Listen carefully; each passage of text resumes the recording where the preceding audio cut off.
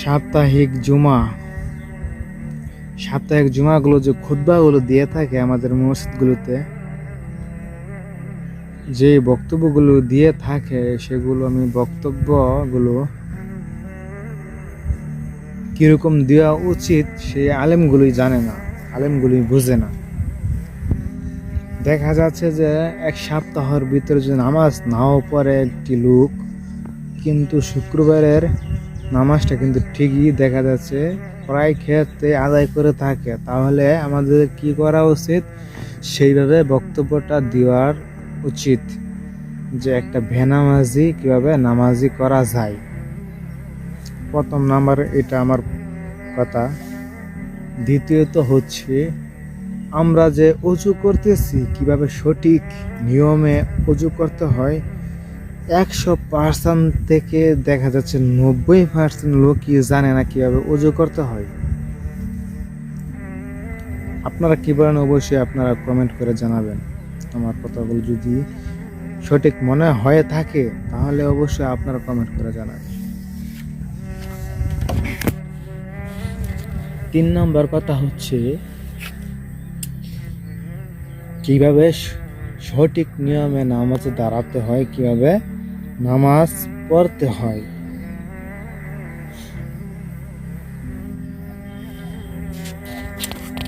বক্তব্যের প্রথম বিষয় থাকবে, আমি আলেমদেরকে উদ্দেশ্য করে বলতেছি আমার কথাগুলো। যদি ভিডিওটা যদি কেউ আলেমগুলো দেখে থাকে অবশ্যই আপনাদের মাথায় একটু না একটু এই কথাগুলো জাগরণ হবে যে আমি যা বলতেছি এটা একদম সঠিক। যেমন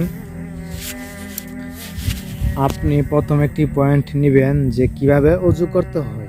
যেহেতু একটি মসজিদে কিন্তু আশেপাশে লোকগুলোই নিয়মিত আসে, তাহলে সেটা একটা ক্লাস হিসেবে আপনি নেবেন। যেমন অজু কিভাবে করতে হয়, সেই প্রথম বিস্তারিত 10 মিনিট আলোচনা করলেই যথেষ্ট। একদম আপনি বুঝিয়ে দিবেন বা অজু করে দেখিয়ে দিবেন আপনাদের মুসল্লিদেরকে কিভাবে অজু করতে হয়। দ্বিতীয়ত নাম্বার হচ্ছে কিভাবে নামাজে দাঁড়াতে হয়, কিভাবে নামাজ পড়তে হয়, কখন কোন সূরা পড়তে হয়। এইগুলো যে তথ্য দিবেন অবশ্যই হাদিস এবং কোরআন দিয়ে তথ্যটা দিতে হবে। হাদিস এবং কোরআন দিয়ে এই কথাগুলো বলতে হবে। আর অবশ্যই আপনারা যারা শুনতেছেন বা শুনবেন এই ওয়াজগুলো অবশ্যই সহিহ হাদিস এবং কোরআন দিয়ে কথা যদি বলে তাহলে মানবেন। কিন্তু এই ওযুর ভিতরে অনেক বেদাত আছে, এই নামাজের ভিতরে অনেক ভুল আছে। হানাফি মাযহাবের ভিতরে এইগুলো অনেক ভুল আছে, তারা সঠিকটা বলতে চায় না, বা তাদের বাপ-দাদাদের ধর্ম যেভাবে আগে বলে গিয়েছে সেভাবে তারা বলে থাকে। এবং অবশ্যই এগুলোর ভিতরে প্রমাণ থাকতে হবে। ওযু এবং সালাত কীভাবে করতে হবে, পড়তে হয়, তার প্রমাণ থাকতে হবে, তাহলে আপনারা মানবেন। দলিল ছাড়া কোনো কথা বলা যাবে না। কিসের বুজুর্গের দিন, কিসের পীর, কিসের আলেম, তাদের মুখের কথা শোনা যাবে না।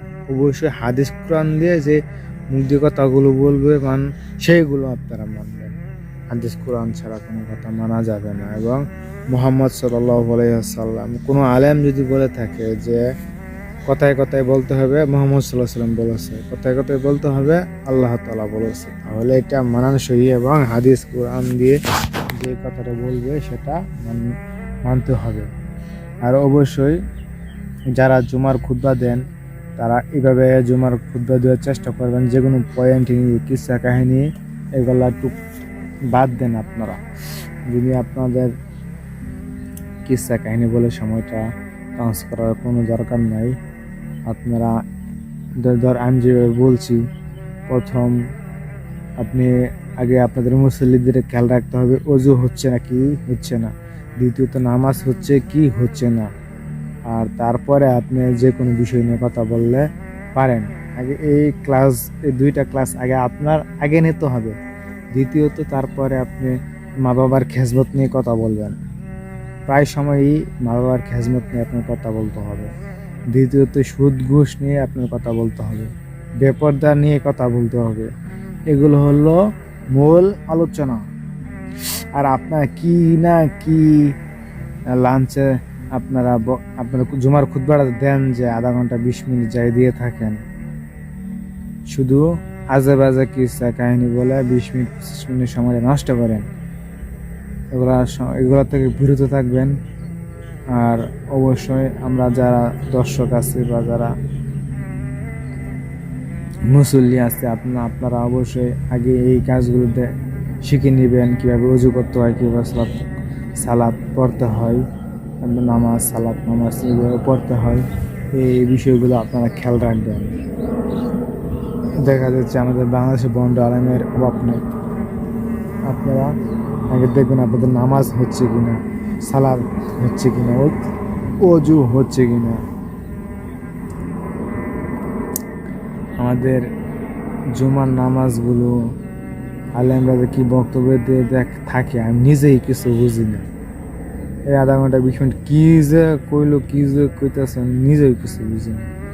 আপনারা এগুলো খেয়াল রাখবেন। আর মসজিদের কমিটি যারা আছেন তারা অবশ্যই খেয়াল রাখবেন যে আলেমগুলো কিসরা কাহিনী থেকে বিরত থাকে এবং কোনো বিষয় নিয়ে আলোচনা করে থাকেন, যেমন সুদ ঘুষ এবং কীভাবে নামাজ আনতে হয় বা কীভাবে আপনার মা বাবার নিয়ে এইগুলো আলোচনা।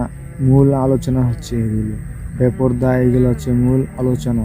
এগুলো আলোচনা যে আলেমগুলো করে থাকে না, তার ভিতরে এলেমই নাই, আমার আগে বুঝতে হবে। তিনি আসে শুধু কিছু টাকা কামানোর জন্য, কিছু সময় পাস করে টাকা নিয়ে চলে যাবে মাস শেষ হলে। কমিটিদের উদ্দেশ্যে কথাটা বললাম। আর অবশ্যই আমার কথা যদি কোনো ভুল ত্রুটি হয়ে থাকে অবশ্যই ক্ষমার দৃষ্টিতে দেখবেন। আজ এই ত্রুটি। আসসালামু আলাইকুম ওয়া রাহমাতুল্লাহ।